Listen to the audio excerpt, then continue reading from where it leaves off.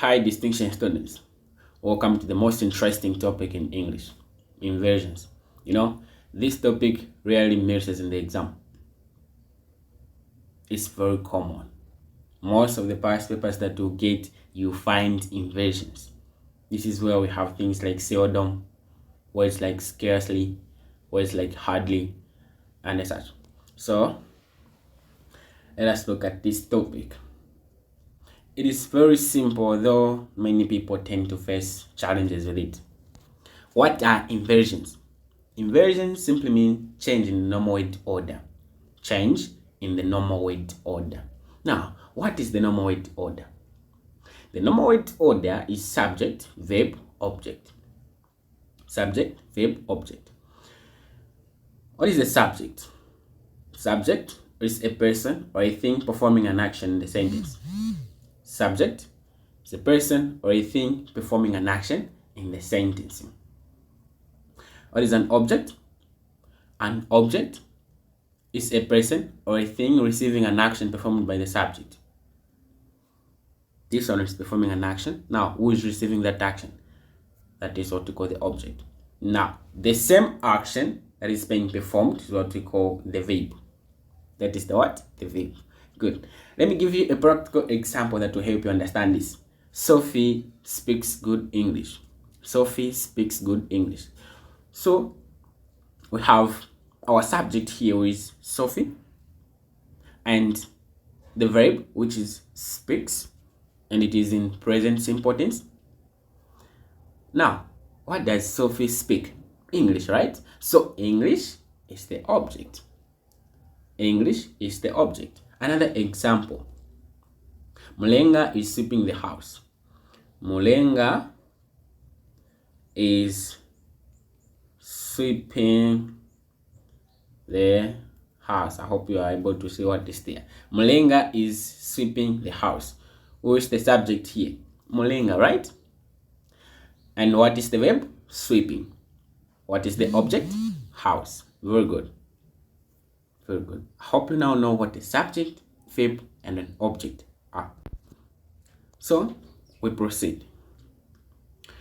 Under inversions, there are some common words that the examiners like to use. So, won't beat by the bush, we'll go straight into the point because we're teaching for an exam. So, the first one is a pair of hardly and scarcely. Hardly, scarcely. These two words are spelled differently, but they mean the same thing.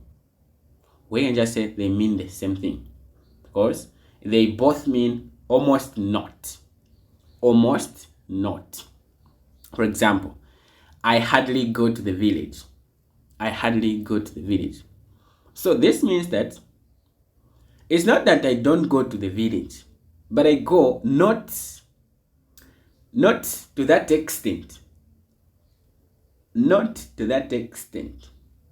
I almost do not go to the village.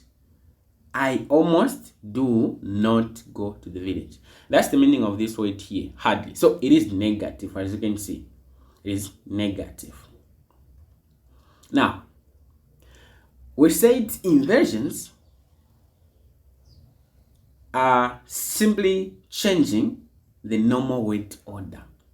We change the normal word order. So this is the normal word order here. I hardly go to the village. Now, when we start with hardly, then this becomes an inversion. This becomes an inversion. Hardly do I go to the village. I hardly go to the village. When we put it as an inversion, it will be hardly do I go to the village. That's how we use hardly. Meaning, I almost do not go to the village. Scarcely.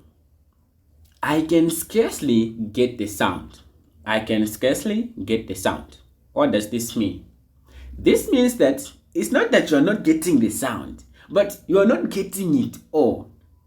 You can get some of the sound, but you are not getting to that extent. So you are almost not getting the sound.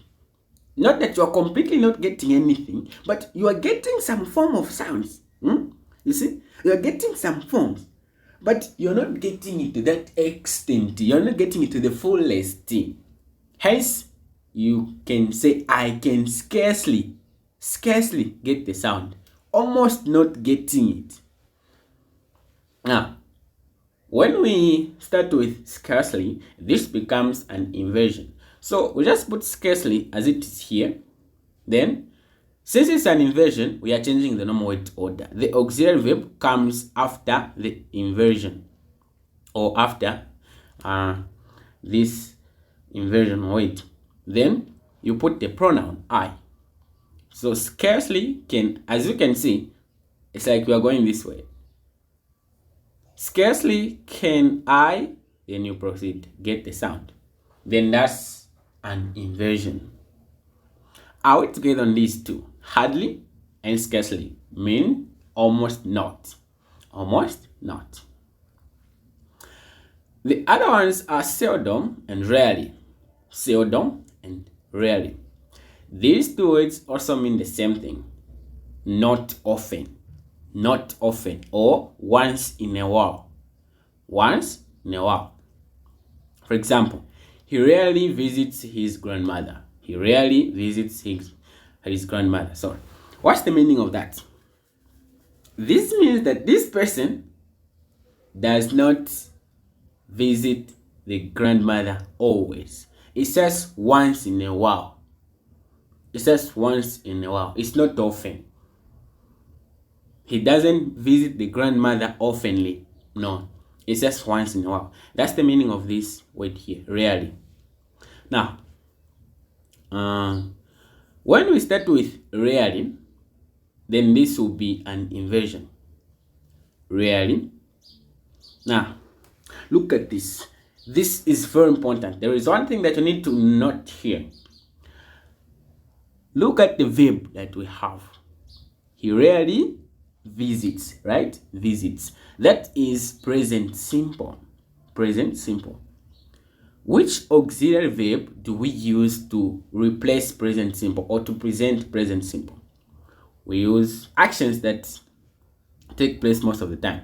We use does. See? Does. So, when we start with rarely, this visit will change. The visits will change. We'll express the present simple using does. And hence it will be, rarely does he visit his grandmother. This verb should always remain neutral. Neutral. The verb should be neutral. So, rarely does he visit his grandmother. This present simple tense has been expressed in the word does. Are we together? Then, example number 2. They seldom watch television in their home. So these people do not watch television always. It's not often. It's just once in a while. That's the meaning. Now, when we start with seldom, this means that we have changed things here. And this is an inversion. This is an inversion. Now look at this. What verb do we have here? It says present. Just present tense. It's not in present simple. It's not in past tense. It says in neutral. Present tense. They seldom watch. Watch. The verb is in neutral. So, look at this. They watch, right? So we can also say they do. They do. Because of they watch. They watch. There is no tense there. There is no tense. It is just saying they watch. They watch. They do, right? They do. They do. So there is the word do coming in. There is the word do coming in. Just as the word does came in the first instance. So here, we're going to put it as seldom do they watch television in their home. Because we can't just say seldom they watch television in their We want to express how often. How often. So seldom do they watch television in their home. So when you see there is an S at the end here, just know that this is a present simple tense. When you start with an inversion, put the word does. When you see the word or the verb is neutral, like that, they seldom watch, just know that you need to put do. Just do. Just do. This will depend on the tense that you have. Take note of this. It's not always that you'll be putting does, do, no, but you need to look at the tense that you have. They may use seldom with past tense, past perfect, present perfect, future tense. You just need to know how to put the auxiliary verbs. It is very simple, just like that. The auxiliary verb should be here to introduce this pronoun that is here. So we have other inversions. Changing the normal word order. For example, you put an auxiliary first, you put the subject, the verb, the object, then you put the complement. Example, will let us improve results next year? Will let us improve results next year? And this is the most common thing that you use when you are asking. So when asking, most of the times we use inversion. Because you start with the auxiliary verb. This is not normal word order. Normal word order, you should begin with the subject, verb, object. So this is a direct question. It is simple. It is an inversion. Then sometimes you put the preposition, complement, intransitive verb, and the subject. How do we arrange this? Example, under the new curriculum lies the brightening future. Now, let me first show you the correct sentence for this, because this is an inversion. The brightening future lies under the new curriculum. The brightening future lies under the new curriculum.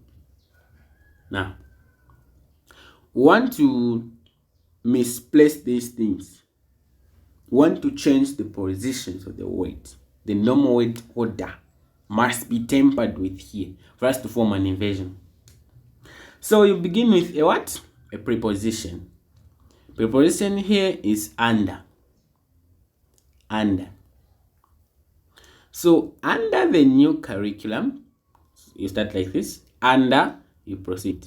The new curriculum, you finish this side.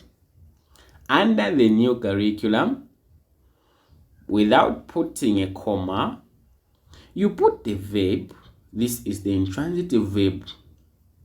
Then you put the other clause. This is the intransitive verb. So under the new curriculum lies the brightening future. The brightening future lies under the new curriculum. When you start with under the new curriculum lies the brightening future. Simple as that. That's an inversion. Start with the preposition. Then after you write the clause here, write the intransitive verb. This one. Under the new curriculum lies. So you put the lies. Then you get the other clause there. Under the new curriculum lies the brightening future. That is an inversion. Remember, you are not required to put a comma. You're not required to put a what? A comma. For example, here, under the new curriculum, it's sounding like there is a comma somewhere here.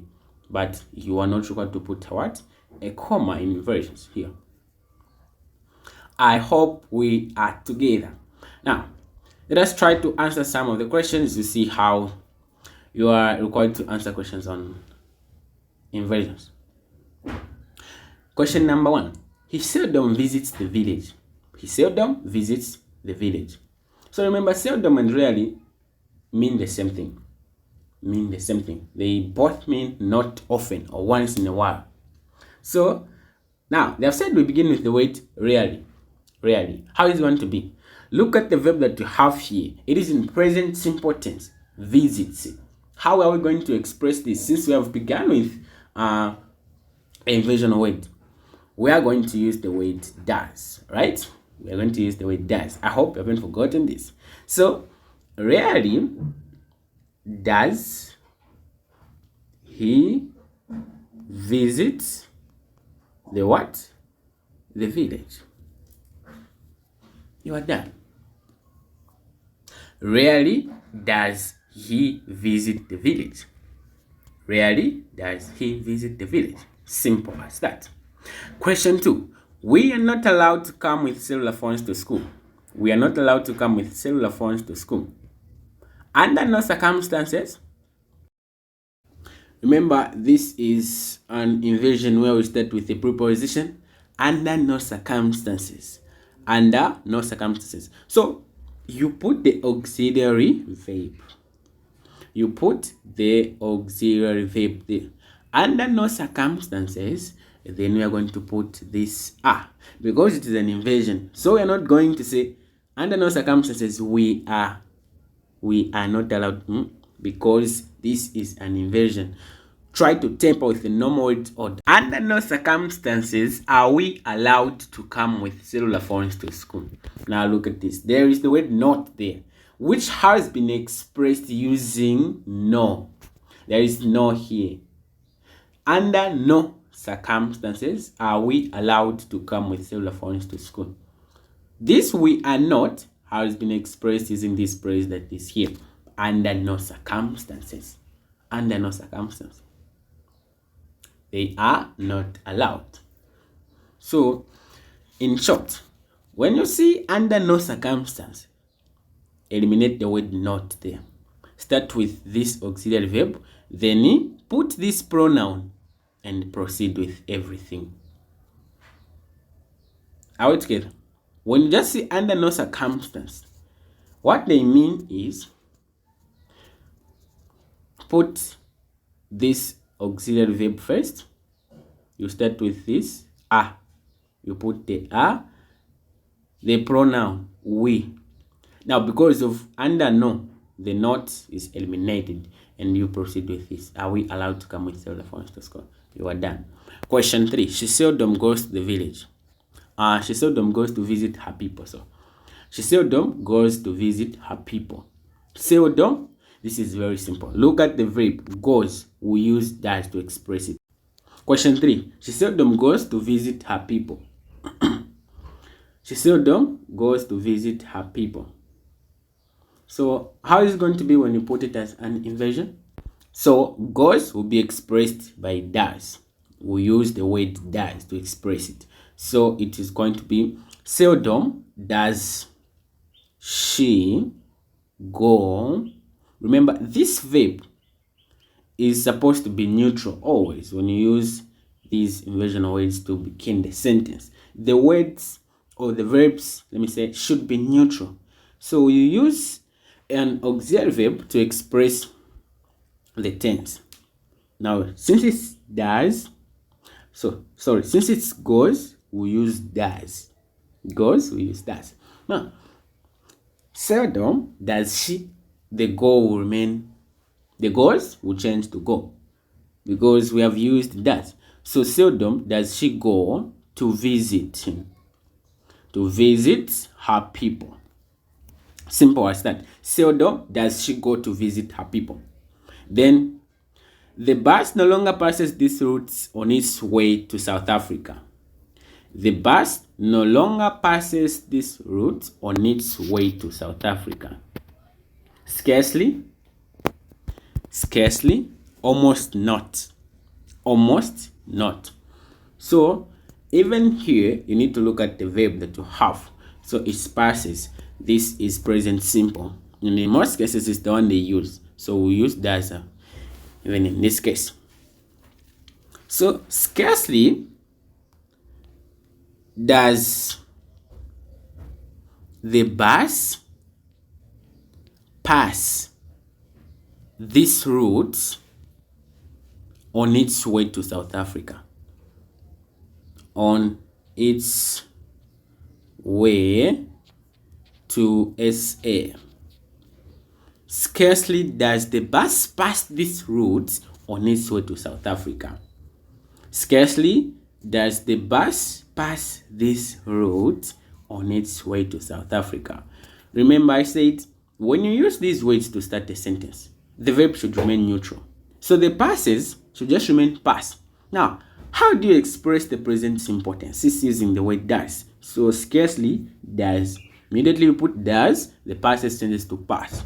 It's automatically. Then scarcely does the bus pass this route on its way to South Africa. On its way to South Africa. So you need to temper with the normal weight order when you're dealing with what? Inversions. You are dealing with the inversions. What have we learned? Inversions simply mean tempering with the normal weight order. Normal weight order is subject, verb, then object. This is the normal weight order. Common weights used under inversions. We have hardly and scarcely. Hardly and scarcely. These two words mean the same thing. Almost not. Almost not. Then we also have seldom, and rarely. These two words mean not often or not always. Once in a while. Once in a while. When you are dealing with inversions, temper with the normal weight order. Now, it's not just the matter of tempering. You need to know how you're tempering. Follow the rules. Follow the rules of tempering with this normal weight order. I hope we're together. Practice more. Inversions are very simple. When you practice, you get to use the main principle. So practice, practice, and practice. Thank you very much. See you in the next video.